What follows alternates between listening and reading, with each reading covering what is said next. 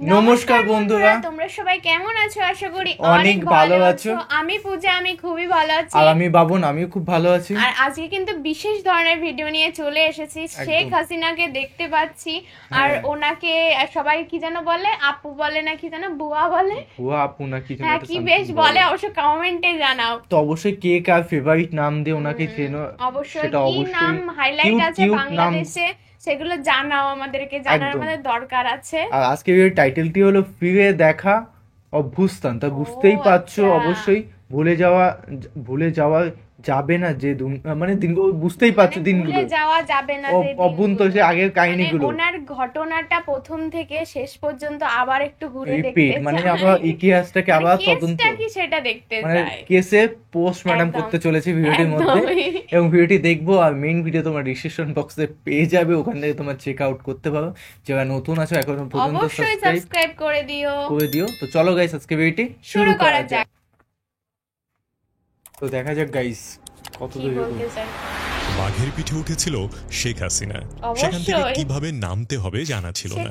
যেহেতু নামার তরিকা জানা নেই, তাই বাঘের পিঠে সোয়ার হয়ে দেশ শাসন করতে চেয়েছিলেন। 24-এর শুরুতে হাসিনার খুব শখ হলো বাঘের লেজ দিয়ে কান চুলকে নেয়। পিটার হাসকে রীতিমতো পরিহাসের পাত্র বানিয়ে ছাড়লেন তিনি।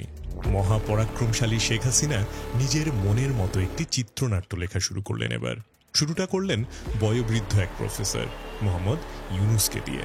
শ্রম আদালতের রায়ে 6 মাসের দণ্ড হলো তার।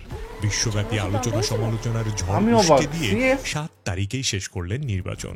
ততদিনে স্বৈরাচারী শাসনে আমরাও অভ্যস্ত হয়ে গিয়েছি।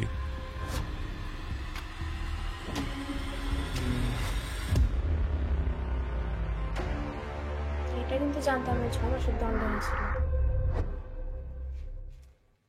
গগনচুম্বী দুর্নীতি, অর্থ পাচার, দেশের বৈদেশিক রিজার্ভের ক্রম অবনমন, ক্রমবর্ধমান মুদ্রাস্ফীতি ও মূল্যস্ফীতি সত্ত্বেও কোনো এক অজানা কারণে মানুষ ছিল শান্ত। যেন আওয়ামী লীগ সরকারের ভুয়া নির্বাচন আর চিরকাল ক্ষমতা ধরে রাখাটাই স্বাভাবিক। যেন জনতা শেখ হাসিনার শাসনকে তাদের উপরে নেমে আসা আসমানি গজব হিসেবে নীরবে মেনে নিয়েছে।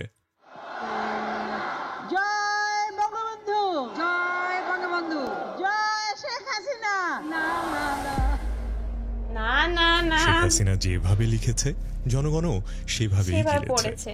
কিন্তু না, কিভাবে যেন কলম খসে পড়ল শেখ হাসিনার হাত থেকে।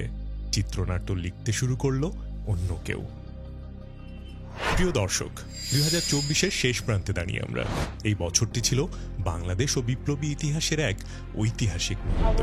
দ্য ইকোনমিস্টের চোখে কান্ট্রি অফ দ্য ইয়ার। আজকের ভিডিওতে আমরা সেই স্মৃতি রোমান্থন করব। জুলাই থেকে 5 মাস দূরে দাঁড়িয়ে দেখব গণ অভ্যুত্থানের সেই দিনগুলো। তার আগে অনুরোধ করব, চ্যানেলটিতে প্লিজ সাবস্ক্রাইব করে আমাদেরকে আরও কন্টেন্ট তৈরি করতে উদ্বুদ্ধ করবেন। Thank you. চতুর্থবারের মতন শেখ হাসিনা প্রধানমন্ত্রীর আসনে।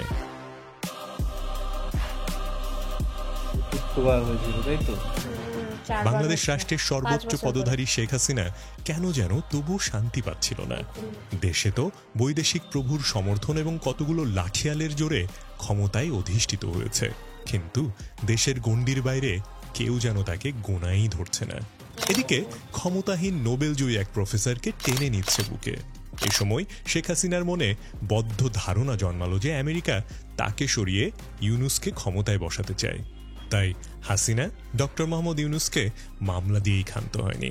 পদ্মা নদীতে চুরির মারার কথাও প্রকাশ্য গণমাধ্যমের সামনে বলতে পেরেছিলেন। মানে ওই কাহিনী, এই কাহিনী এটা এমডি পদের জন্য পদ্মা সেতুর মতো সেতুর টাকা বন্ধ করেছে, তাকেও আবার পদ্মা নদীতে দিয়ে 2টা চুবড়ি দিয়ে উঠাই নেওয়া উচিত, মরে যাতে না যায়। একটু পদ্মা নদীতে চুবড়ি দিয়ে সেতুতে তুলে দেওয়া উচিত। এবার তো লাভে। কিন্তু তা যেহেতু করতে পারবেন না, তাই আদালত নামের নাট্য মঞ্চস্থ করার মাধ্যমে ইউনুসকে শ্রম আইনে দোষী সাব্যস্ত করে 6 মাসের কারাদণ্ড দিয়ে মনের ঝাঁঝ মেটালেন। কিন্তু কে জানত, যেই ব্যক্তির কাছে শেখ হাসিনা ক্ষমতা হারাবার ভয় করেছিল সেই অভিষিক্ত হবেন। যেখানে বাঘের ভয়, সেখানেই মানে কি হয়ে গেল না, কি কাকতালীয় বাস্তবায়ন, মানে কি হয়ে গেল। 10টা হুন্ডা, 20টা গুন্ডা, নির্বাচন ঠান্ডা। ও নেই। চতুর্থবারের মতন সরকার গঠনের পর বহির্বিশ্বে বাংলাদেশের নির্বাচন নিয়ে বিরূপ প্রতিক্রিয়া পরিলক্ষিত হয়। Taking measures to counter an alleged corruption web that is plaguing the country. এরপর থেকেই সরকারি ছত্রছায়ায় বেড়ে ওঠা দুর্নীতির রাঘব বোয়ালগুলো ধীরে ধীরে বেরিয়ে আসতে শুরু করে।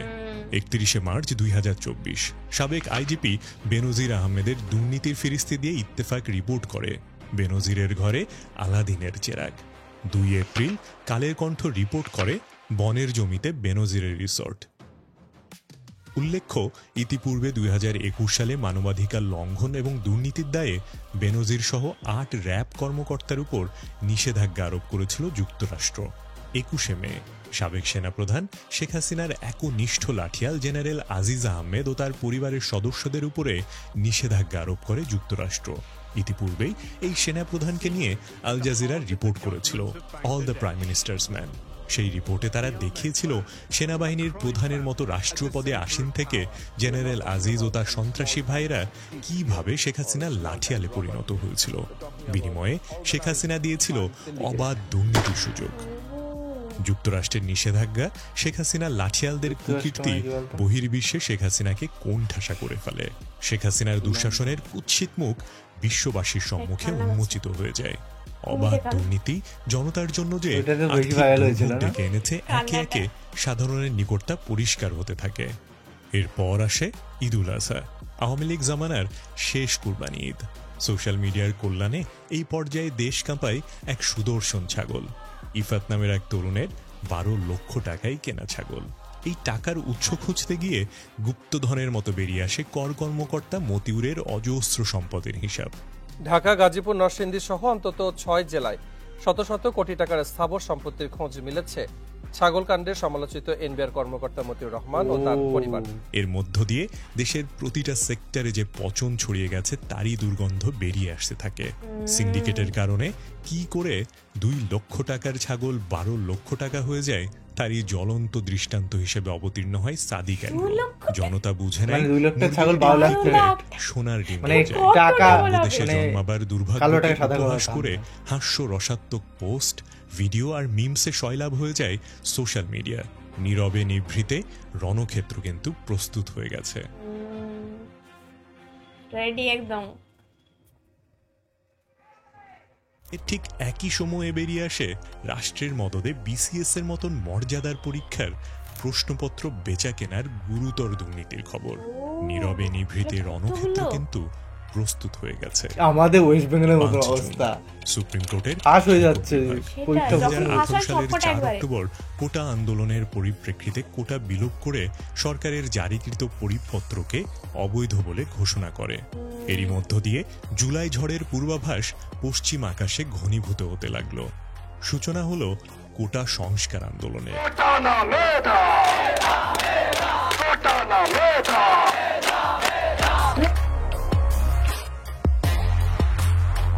কিন্তু হঠাৎ কেন হাইকোর্ট এই রায় দিল? এটা কি সব প্রণোদিত হয়ে নাকি সরকারের নির্দেশে? উত্তরটা পাওয়া যায় 21 জুন প্রধানমন্ত্রীর ভারত সফর ও সেখানে হওয়া চুক্তি ও সমঝোতা স্মারকগুলোর দিকে চোখ রাখলে। উল্লেখ্য, 10 জুন নরেন্দ্র মোদীর শপথ অনুষ্ঠানে যোগ দিতে শেখ হাসিনা ভারতে গিয়েছিলেন। আবার 10 দিনের মাথায় কেন তার ভারত সফরের প্রয়োজন পড়েছিল? উত্তরটা খুবই সহজ।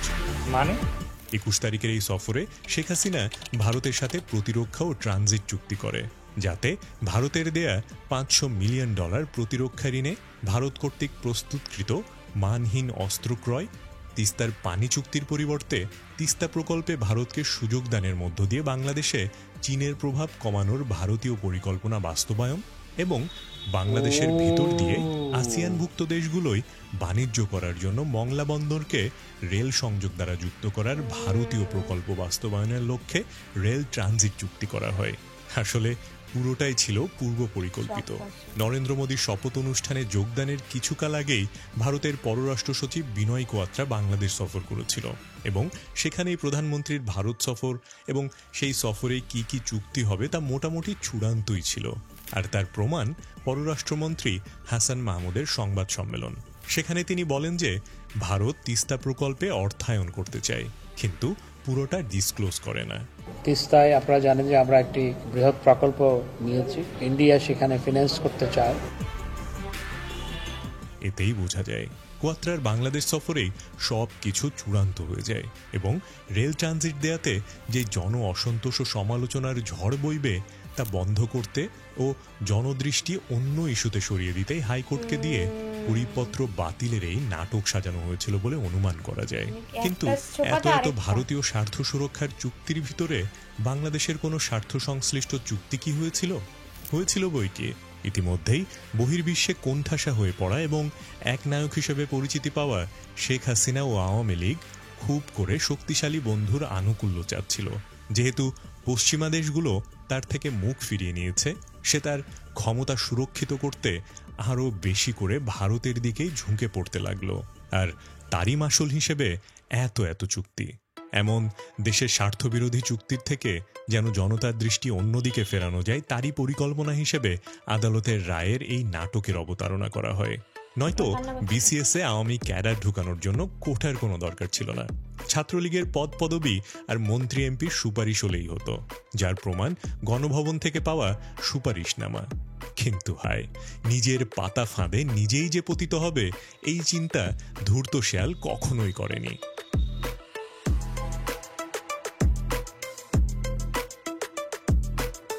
কোটা নিয়ে সরকারের টালবাহানা চলতেই থাকে। 14 জুলাই শেখ হাসিনা যখন সংবাদ সম্মেলনে কোটা আন্দোলনকারীদের রাজাকারের বাচ্চা বলে সম্বোধন করেন, যা কোটা আন্দোলনে নতুন মাত্রা যোগ করে। এটা দিয়েই সব শেষ। কোটা আন্দোলন সারা দেশে ছড়িয়ে যায়। মানে ওটাতেই শেষ হয়ে গেছে। উপহাসের প্রতিক্রিয়ায় না বলে তো আর শেষ হতো না। বিশ্ববিদ্যালয়ের হলগুলো প্রকম্পিত হতে থাকে একটি স্লোগানে।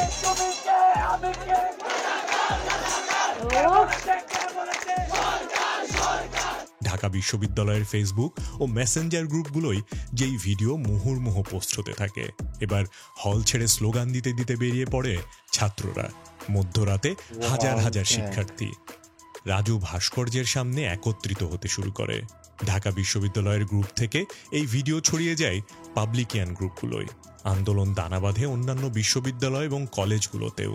15 জুলাই ঢাকা বিশ্ববিদ্যালয়ের শিক্ষার্থীদের শান্তিপূর্ণ আন্দোলনে হামলা করে ছাত্রলীগ। ছাড় দেয়া হয় না নারী শিক্ষার্থীদেরও। গণমাধ্যম ও সোশ্যাল মিডিয়ায় ছড়িয়ে যাওয়া সেসব ছবি নিন্দার ঝড় তোলে সারা দেশে। আন্দোলন এবার ব্যাপকভাবে ছড়িয়ে পড়ে। যোগ দেয় স্কুল কলেজের শিক্ষার্থীরাও। তারপর সাধারণ মানুষ।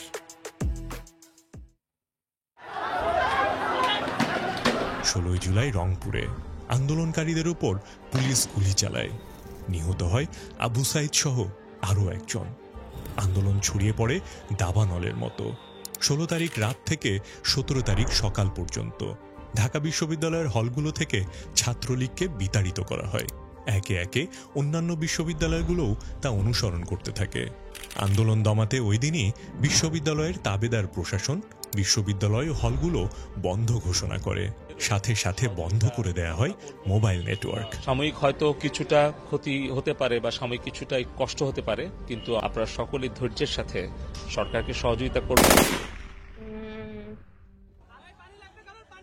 18 জুলাই শহীদ হয় মুগ্ধ। রক্ত দিয়ে আন্দোলন জাগিয়ে রাখে প্রাইভেট বিশ্ববিদ্যালয়গুলো। প্রাইভেট বিশ্ববিদ্যালয়ের শিক্ষার্থীদের উপর পুলিশের গুলি ঢাকার মধ্যবিত্ত শ্রেণীকেও আন্দোলনে টেনে আনে। দেশে যখন এটা কেমন অবস্থা, সেই একদিনেই গুলিবিদ্ধ অন্তত 1200 আন্দোলনকারীকে নেওয়া হয় ঢাকা মেডিকেলে। মর্গে জায়গা ছিল না লাশ রাখার, ইমার্জেন্সিতে ছিল না পা ফেলার জায়গা। কারফিউর মধ্যেই রক্তের প্রয়োজনে সারা রাত চলে ছোটাছুটি। আন্দোলনের শরিক হন সাংবাদিক, সাবেক সেনা সদস্য থেকে শুরু করে বিভিন্ন শ্রেণী পেশার মানুষ। আন্দোলনের তোপে 21 জুলাই সুপ্রিম কোর্ট হাইকোর্টের রায় বাতিল করে এবং 93% মেধার ভিত্তিতে নিয়োগের নির্দেশ দেয়। কিন্তু ততদিনে 6 শতাধিক মানুষকে হত্যা করে খুনি হাসিনার প্রশাসন, যার ফলে আন্দোলন আর কোটা সংস্কারে থেমে থাকেনি। ছাত্রদের উপর শেখ হাসিনার নৃশংসতা সেই আগুনকে দাবানলে রূপান্তরিত করে। জনমনে তখন শেখ হাসিনা হটাও চেতনা শক্তভাবে স্থান করে নিয়েছে। আন্দোলন দমাতে সরকারের নেয়া সব প্রচেষ্টা ব্যর্থ হয়ে যায়।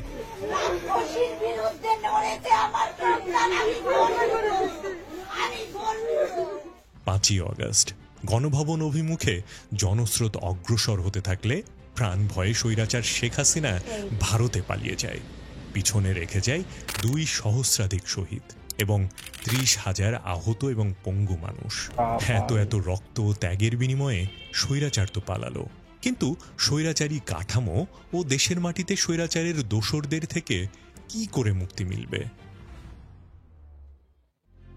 দেশ থেকে স্বৈরাচারের গোড়াকে সমূলে উৎপাটন করতে এবং সবার আকাঙ্ক্ষিত বাংলাদেশ গড়তে 8 অগস্ট ডক্টর মোহাম্মদ ইউনূসের নেতৃত্বে অন্তর্বর্তীকালীন সরকার গঠিত হয়। কিন্তু পতিত সরকার ও তার বিদেশি প্রভু অভ্যুত্থানকে নস্যাৎ করে দিতে উঠে পড়ে লাগে। 12 অগস্ট সংখ্যালঘুদের উপর হামলার অভিযোগ তুলে ও তার বিচার চাওয়ার অভিযোগে শাহবাগ অবরোধ করে সনাতনী জাগরণ মঞ্চ। তাদের 8 দফা না মানা হলে কঠোর আন্দোলনের ঘোষণা দেয়। পরীক্ষার উপর অগ্নি পরীক্ষা হয়ে আসে ফেনী ও টিএসসিতে বৈষম্য বিরোধী ছাত্র আন্দোলনের ত্রাণ তহবিলে মানুষ লাইন ধরে দান করতে থাকে। পুরো দেশ এক হয়ে বন্যা পীড়িতদের পাশে দাঁড়ায়। বন্যা মোকাবেলার পর শুরু হয় সাম্রাজ্যবাদী প্রতিবেশী রাষ্ট্রের ষড়যন্ত্র। তারা এবার হারানো আধিপত্য ফিরে পেতে মরিয়া হয়ে ওঠে। হিন্দু অধিকার আদায়ের নামে দেশকে অস্থিতিশীল করার পায়তারা চলে গদি মিডিয়ার নির্লজ্জ মিথ্যাচার। দিল্লির ক্রমাগত প্রচেষ্টা সত্ত্বেও বাংলাদেশের তরুণ প্রজন্ম অনড়।